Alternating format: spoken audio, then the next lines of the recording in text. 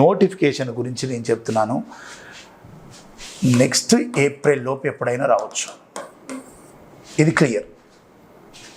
అది డిసెంబర్ వస్తుందా, జనవరి వస్తుందా, ఫిబ్రవరి వస్తుందా, మార్చ్ వస్తుందా, ఏప్రిల్ వస్తుందా? ఏప్రిల్ వరకు మాత్రం ఖచ్చితంగా నోటిఫికేషన్ రావాల్సిందే. ఒకవేళ అలా రాని పక్షంలో 4 years కంప్లీట్ అయిపోతుంది. ఏజ్ ప్రాబ్లమ్స్ అన్నీ చాలా పెద్ద పెద్ద ప్రాబ్లమ్స్ వచ్చి పడతాయి. కాబట్టి ఏప్రిల్ లోపు నోటిఫికేషన్ వస్తుంది.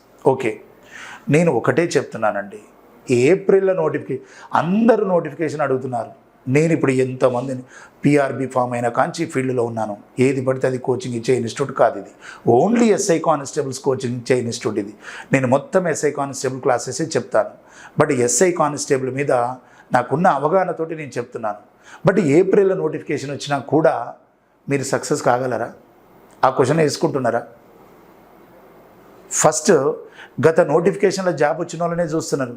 కానీ గత నోటిఫికేషన్లో జాబ్ వచ్చిన వాళ్ళు 2 లాక్డౌన్లు దాటుకొని ఒక 4 years వెయిట్ చేసి ఎగ్జామ్ రాశారు. 500 పైన పోస్టులు ఉన్నా కూడా అందులో జాబ్ కొట్టుకున్నారు. వాళ్ళ శ్రమ ఎంతో చూడండి, వాళ్ళ కష్టం ఎంతో చూడండి. మీరు వెంటనే నోటిఫికేషన్ అడుగుతున్నారు.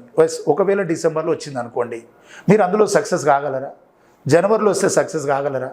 మీకు సిలబస్ పైన ఎంత పట్టుంది?